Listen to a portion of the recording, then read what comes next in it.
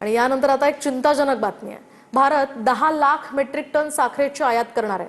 भारतासाठी 10 lakh metric ton कच्च्या साखरेच्या शुल्कमुक्त आयातीला परवानगी मिळाली आहे। तर इथेनॉल निर्मितीमुळे बाजारपेठेत साखरेचा आता तुटवडा निर्माण होऊ शकतो अशी शक्यता वर्तवण्यात येते।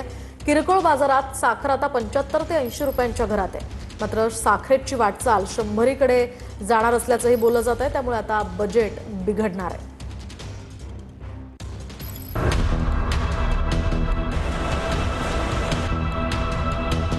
ऐन सणासुदीच्या तोंडावर साखरेच्या दरात ऐतिहासिक वाढ होऊन भाव 64 वरती पोहोचलाय।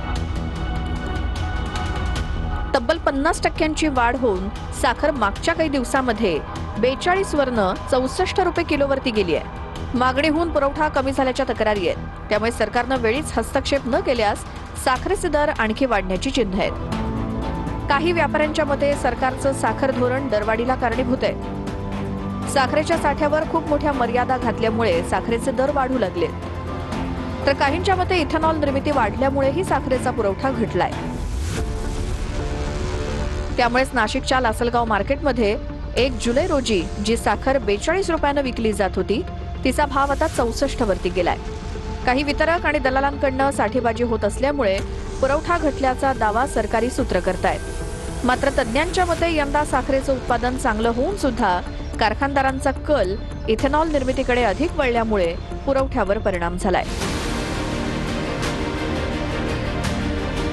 साखरेचे दर वाढल्यावर मिठाईच्या दुकानांपासून ते केकपर्यंत आणि चहापासून हॉटेल रेस्टॉरंटपर्यंत जवळपास 50% बाजारपेठांवरती परिणाम होतो। त्यामुळे साखरेची दरवाढ पूर्ण बाजारातही महागाई घेऊन येते असंही बोललं जातं। आता गणेशोत्सव तोंडावर आहे, त्यानंतर दसरा दिवाळी असतानाच दरवाढीमुळे सर्वसामान्यांसाठी साखर कडू झाली आहे। साखर वाढण्यामागचं मूळ कारण म्हणजे ऊसाचा जे वापर आहे तो इथेनॉल निर्मितीसाठी जास्त व्हायला लागला। त्यामुळे साखरेचे भाव हे वाढत आहे। इथेनॉल हे इंधन मध्ये मिसळण्यासाठी सरकार वापरत आहे। त्यामुळे साखरेचे भाव हे वाढायला लागले। पुरवठा आणि उत्पादन याच्यामध्ये समतोल राहिलेला नाहीये।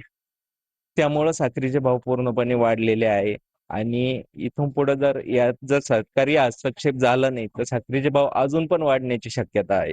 नाही, कधी कधी रेट कमी होतात, कधी जास्त होतात। हा मार्केटमध्ये निर्यात आयात त्या ठिकाणी स्टॉकिंग वगैरे हा विचार त्या ठिकाणी असतो। त्यामुळे कधी कमी जास्त होत असतो। त्यामुळे कधी कमी होईल, कधी जास्त होतं। उमेश पारिक, TV9 मराठी, लासलगाव, नाशिक।